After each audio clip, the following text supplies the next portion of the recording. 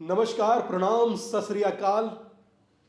ध्यान की इस यात्रा में आपका साथ होना मात्र आपके लिए नहीं, मेरे लिए भी ताकत होता है। और यकीन मानिए, यह ताकत जब एक से दूसरे और दूसरे से तीसरे और तीसरे से चौथे और इस तरह से स्प्रेड होती चली जाती है, बढ़ती चली जाती है, बिखरती चली जाती है, तब ध्यान को जीने का आनंद आता है।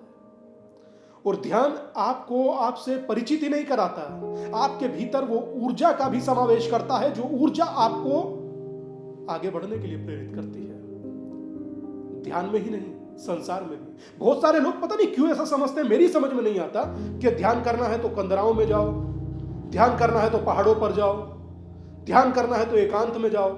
आप यकीन मानिए, आप जहां पर खड़े, जिस क्षण खड़े, उसी क्षण ध्यान घटित हो जाता है। यह है ध्यान। तमाम भीड़ में खड़े हैं और आप मुस्कुरा रहे हैं और आंखों को बंद करे हुए हैं, यह ध्यान ही है। कार में बैठकर जा रहे हैं, एकाग्र होकर खुद को सुन पा रहे हैं, यह ध्यान है। बहुत सारी भीड़ आपको प्रभावित नहीं करती, बहुत सारा शोर आपको प्रभावित नहीं करता, आपको तकलीफ प्रभावित नहीं करती, तो यह क्या ध्यान ही तो है। आंखों को बंद कर कर मात्र सांस लेना, सब खेल सांस का है। या तो सांस है, और जब तक सांस है तब तक आस है। यह बंधी रहती है खुद से, जोड़ती रहती है दूसरों को और मानवता को मार्ग दिखाती है। यह बंधी रहती है खुद से, जोड़ती है औरों को और मानवता को मार्ग दिखाती है। यह है साधना। और ध्यान का छठा सबसे बड़ा रहस्य जो मेरे जीवन में, जो मुझे कहीं ना कहीं बहुत प्रसन्नचित्त करता है, मुझे कहीं ना कहीं बहुत प्रसन्नता देता है, खुशी देता है, मुझे कृतज्ञता देता है।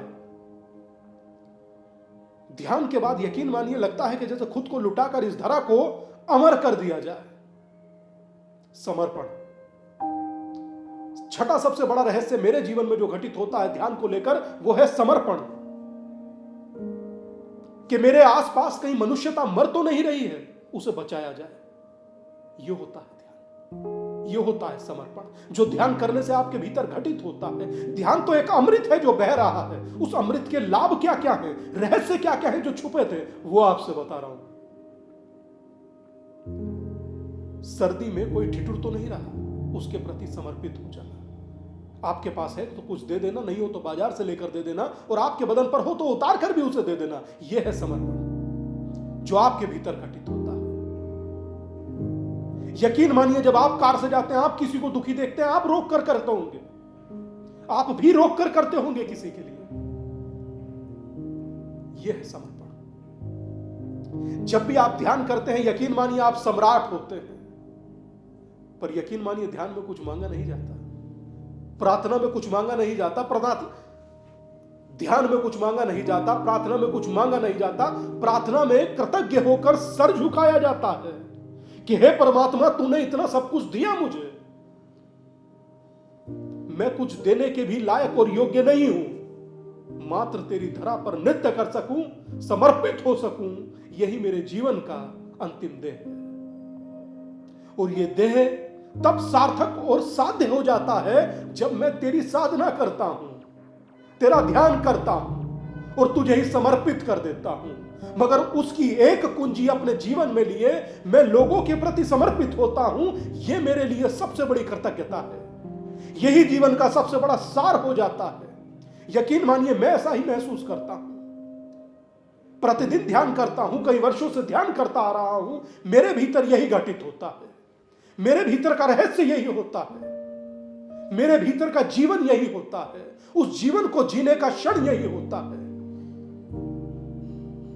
कि ध्यान जिया भी जाए, ध्यान किया भी जाए, समर्पित हुआ भी जाए, खुद को लुटाकर भी दूसरे के प्रति कुछ किया भी जाए। लुटा दे अपनी हस्ती को कि अगर कुछ मर्तबा चाहे कि दाना धूल में मिलकर गुले गुलजार होता है।